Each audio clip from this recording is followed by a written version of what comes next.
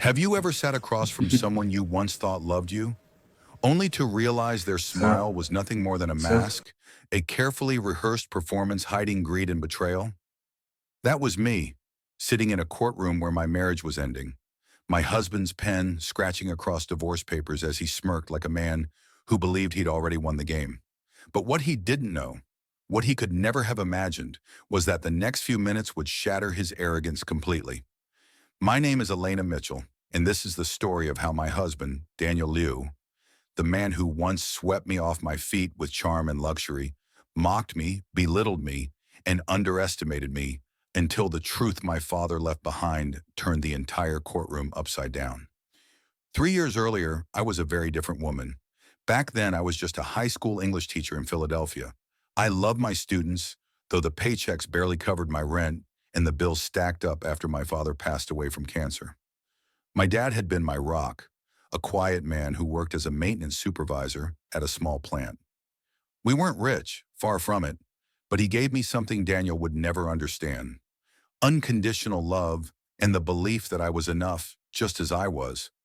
I met Daniel at a charity gala. I wasn't supposed to be there. I'd been invited last minute by a colleague whose plus one had canceled. Everyone in that ballroom seemed wealthier, shinier, and more confident than me. Then he appeared, Daniel Liu, tall, smooth, dressed in a tailored navy suit that probably cost more than my entire wardrobe. He had that effortless charm, laughing easily, shaking hands like he owned the place. And when his eyes landed on me, I felt like the heroine of a romance movie. He crossed the room with a glass of champagne, handed it to me, and said, "You don't belong in the corner. You're the most radiant woman here." I was stunned. No one had ever spoken to me like that before. From that night on, Daniel didn't stop chasing me. Grand dinners at rooftop restaurants, surprise bouquets that arrived at the school, making the other teachers swoon, weekend getaways to places I'd only seen on Instagram. I was swept into his world of luxury, and honestly, I felt lucky. When he proposed 6 months later with a diamond ring that glittered like a star, I said yes without hesitation. But here's the thing about fairy tales: they're only magical until midnight. The cracks began small. At first, it was the comments. When I came home excited about one of my students winning a writing contest, Daniel chuckled and said, "That's cute. But you know, real success happens on Wall Street, not in a classroom." I brushed it off. He was joking, I told myself. He didn't mean to diminish me, but the comments grew sharper. At dinner parties with his investment banker colleagues, when asked what I did, Daniel would say, "Oh, Elena's just a teacher. Keeps her busy while I handle the real work." That "just a teacher" cut deeper than he realized. I would excuse myself, hiding in the kitchen, tears threatening to spill as their laughter echoed behind me. And then there was my father. Losing him had left an ache that never fully healed. Daniel never respected that grief. He would sigh whenever I spoke of missing him. "Elena, he was just a factory worker. You need to move on. Stop clinging to your blue-collar roots. You're with me now. That's your future."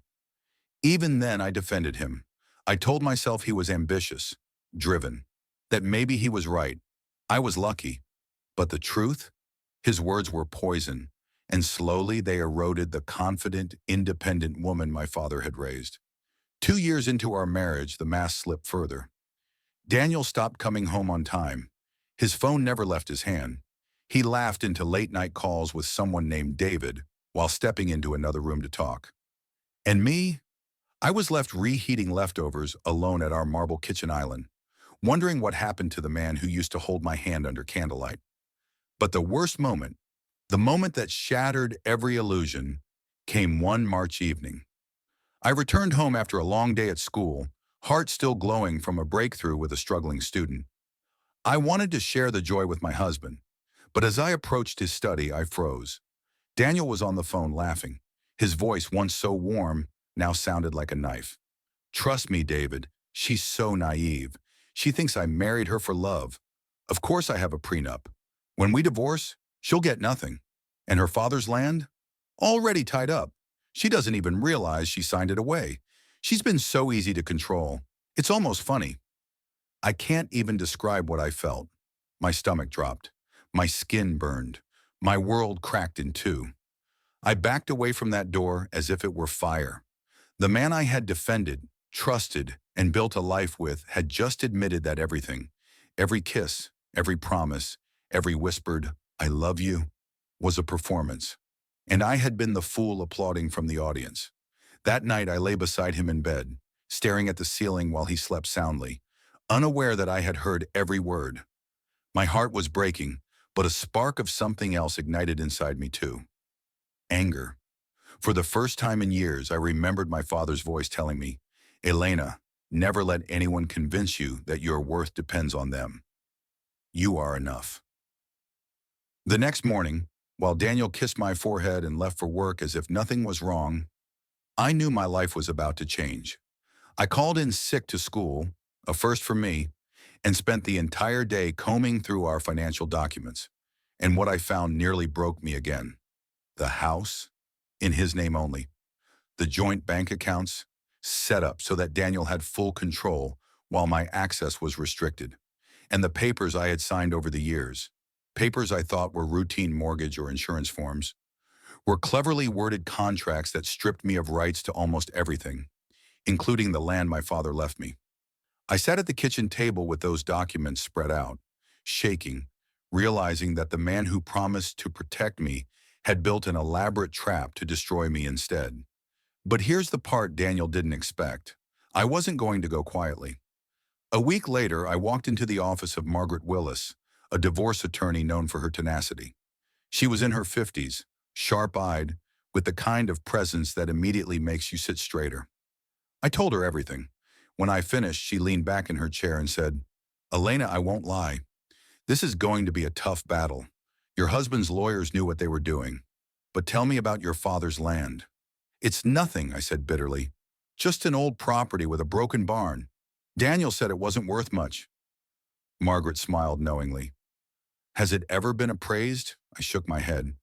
"Then that's where we start. Because something tells me your father was a lot smarter than your husband thinks." And in that moment, for the first time in weeks, hope flickered in me. Maybe Daniel hadn't won.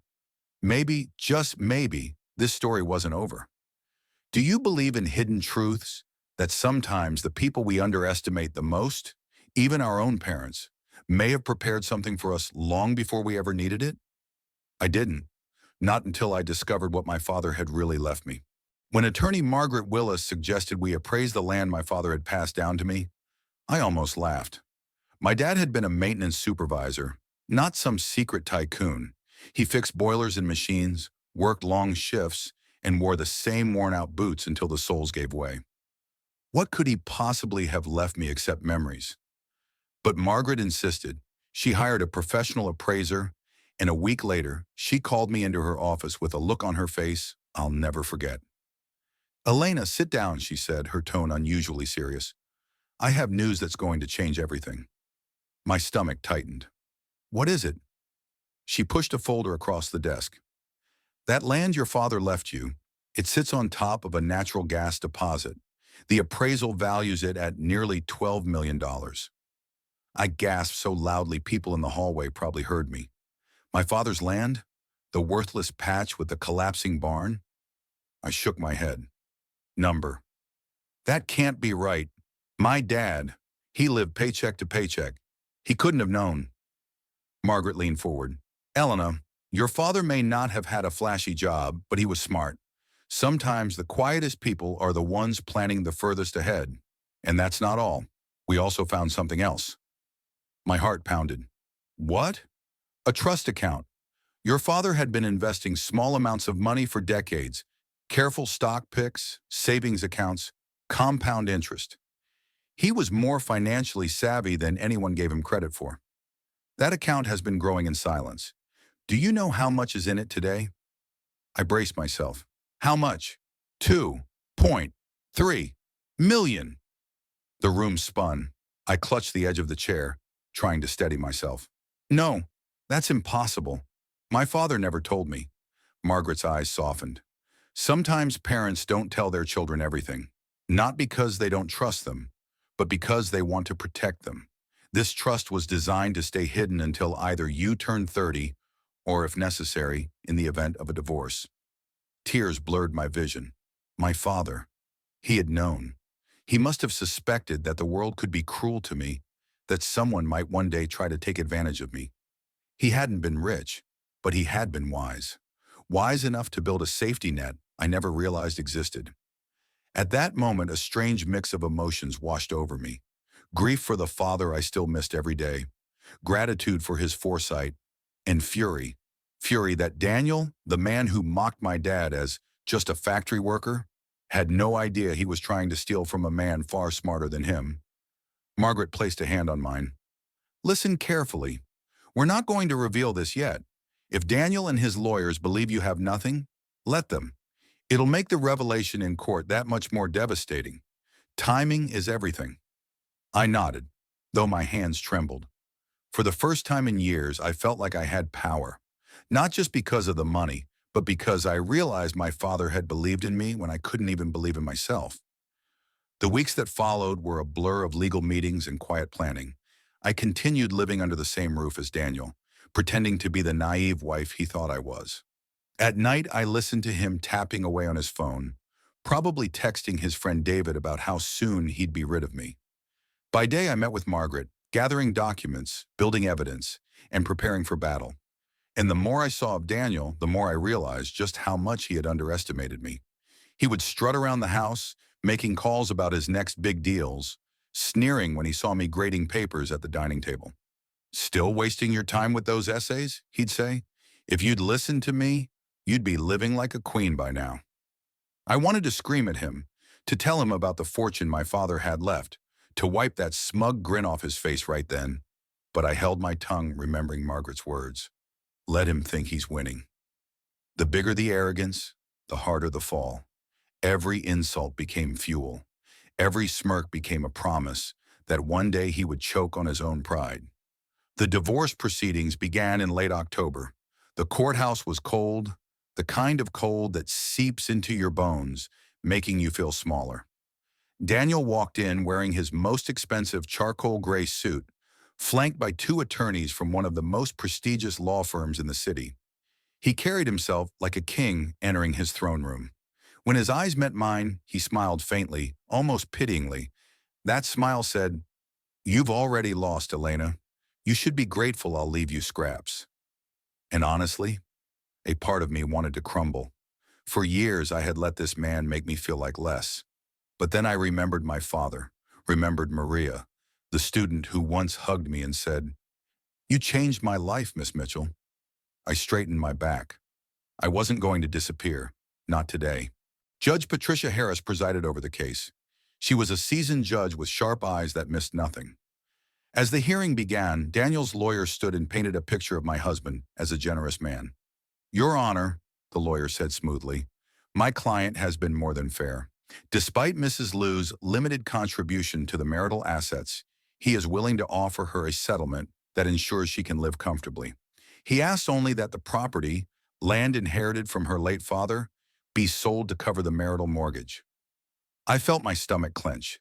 There it was, Daniel's plan, to strip me of the last piece of my father. The judge turned to me. "Mrs. Liu, how do you respond to this proposal?" I rose slowly, my heart pounding so loud I thought the entire courtroom could hear it. Beside me, Margaret stood like a fortress. "Your Honor," I began, my voice shaking but steady enough, "there are facts about my inheritance that haven't been disclosed. With your permission, my attorney will present them now." Daniel's smirk faltered. His lawyer frowned, whispering frantically. "Proceed," Judge Harris said. Margaret opened her briefcase and pulled out a thick folder. The sound of those papers sliding across the table felt like thunder in that silent courtroom. "Your Honor," Margaret said firmly, "Mrs. Liu's inheritance is not a worthless piece of land. Recent geological surveys show it contains significant natural gas deposits. The appraised value is $12 million. The color drained from Daniel's face. His lawyer dropped his pen with a clatter, but Margaret wasn't finished. "Furthermore, we have discovered a trust account established by Elena's father, Robert Mitchell. This trust is legally separate from any marital assets and contains more than $2 million. It was specifically designed to remain untouched in the event of divorce. The courtroom gasped. I could feel every pair of eyes shift toward me. For years, I had been the quiet teacher, the wife in her husband's shadow. And now in one breath, I had become the woman holding millions. I glanced at Daniel. The man who mocked me, who told me I was nothing, now sat frozen, his mouth opening and closing, like a fish gasping for air. Inside, I thought, Dad, you did it. You protected me. Even now, you're still here, standing with me. And as the judge leaned forward, her eyes sharp on Daniel, I knew this battle wasn't just about money anymore. It was about dignity, about proving that kindness, humility, and quiet strength were worth more than arrogance and greed. At that moment, Daniel tried to speak, stammering, Your Honor, I didn't know, but the judge raised her hand. Mr. Liu, you will remain silent until I address you. We will continue this discussion after reviewing the evidence. And that's when it hit me. The tide had turned. The man who thought he held all the power was now on trial, not just in the eyes of the law, but in the eyes of everyone who had ever doubted me. I sat down, my pulse still racing, but my spirit rising higher than it had in years. For the first time since my father's funeral, I felt his presence. He had left me strength, and I was finally ready to use it. The real fight wasn't over, but I was no longer afraid. Have you ever seen arrogance shatter in real time? Not in movies, not in books, but right in front of your eyes? When the man who mocked you suddenly realizes he is powerless? That's exactly what happened the day the judge read my father's will out loud. The courtroom was so silent you could hear the shuffle of papers echo like thunder. Across the room, Daniel sat frozen, his smugness drained, his perfectly pressed suit suddenly looking like a costume instead of armor. For 3 years he had mocked me, belittled my teaching, ridiculed my father's memory. And now? His face was pale as chalk, his jaw slack, his eyes darting between me, Margaret, and the judge as if desperately searching for an escape. Judge Harris adjusted her glasses and cleared her throat. Mr. Liu, this court has reviewed new evidence. It appears Mrs. Liu's inheritance is not minimal but substantial, and it is protected by law. In fact, the documents clearly show your deliberate attempts to conceal or misappropriate these assets. Daniel's lawyer jumped to his feet. Your Honor, we request additional time to review this evidence. The judge's gavel struck. Denied. This court has no tolerance for fraud. Then she turned to me. Mrs. Liu, the trust account and inherited land remain your sole property. Additionally, due to evidence of fraudulent intent, the prenuptial agreement is hereby declared void. I blinked. Did I hear that right? The judge continued. You are entitled to half of all marital assets, including the family home, investment accounts, and vehicles. Furthermore, Mr. Liu is ordered to cover your legal fees in full. The words hung in the air like a final verdict on his arrogance. Daniel's jaw dropped. That's impossible. The prenup. Judge Harris cut him off sharply.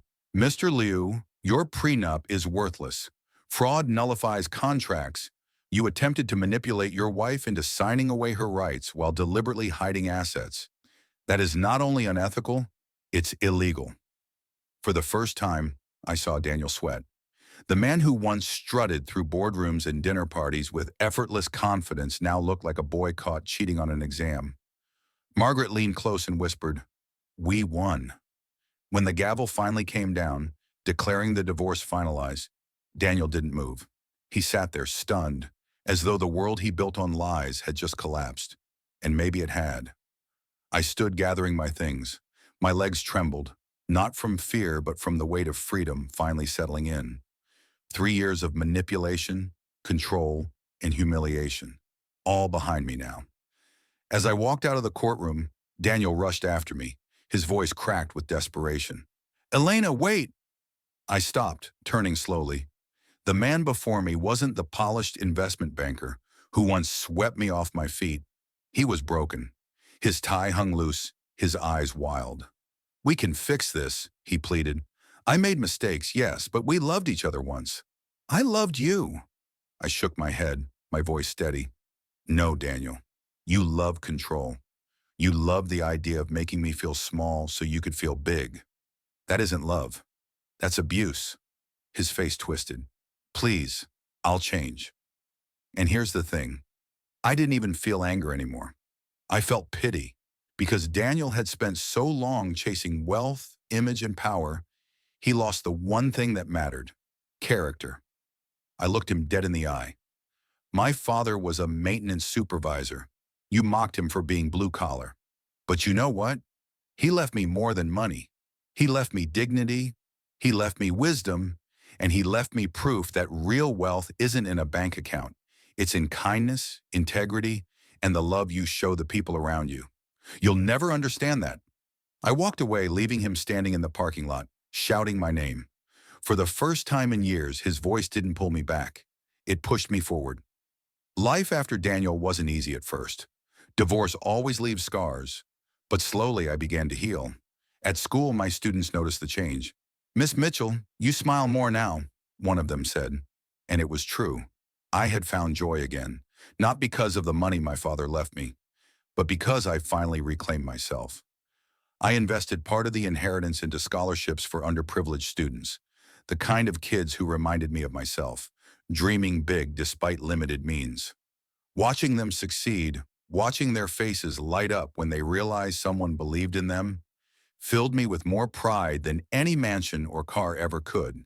And every time I stepped onto my father's land, I whispered, "Thank you, Dad." I realized his gift wasn't just the trust or the gas deposit. His true gift was faith in me, the faith that I would find the strength to rise when life tried to break me. Now let me pause here for a moment, because this is the part where I want to speak not just as Elena, but as someone who has lived through betrayal. People will underestimate you. Sometimes it'll be strangers. Sometimes, heartbreakingly, it'll be the ones closest to you. But never let their small vision of you define your worth. If someone mocks your dreams, your background, your struggles, that's not a reflection of your value. That's a reflection of their emptiness. Daniel thought I was just a teacher. He thought my father was just a factory worker. But in the end, those so-called justs were everything. Teachers change lives. Factory workers build nations. And people who live with humility and love leave legacies stronger than any stock portfolio. So if you're watching this, remember, never let anyone convince you that your worth is small, because one day the truth will roar louder than their mockery. The last time I saw Daniel, months later, he was sitting alone outside a cafe, looking thinner, his phone silent. He looked up at me as I passed, but there was no smirk this time, just regret. I didn't stop, because my story wasn't about him anymore. It was about my father. It was about the students who looked to me for guidance. It was about reclaiming my voice, my dignity, my power. And maybe, just maybe, it was about reminding anyone who's ever been underestimated. The world may try to strip you down, but if you hold on to your worth, you'll rise higher than they ever dreamed. Sometimes I wonder, did Daniel ever realize that he didn't just lose millions that day? He lost me. He lost the chance to stand beside someone who would have loved him through anything. And that, in the end, is the most devastating loss of all. Because money can be earned. Reputations can be rebuilt. But once you destroy trust and love, you can never buy it back. So if this story left you angry at Daniel, happy for me, or reminded you of someone who underestimated you, good. Hold on to that feeling. Because the truth is, when the judge read my father's will, it wasn't just Daniel who lost everything. It was every arrogant person who ever thought kindness was weakness. And it was every underestimated soul who finally realized we are worth more than they will ever know.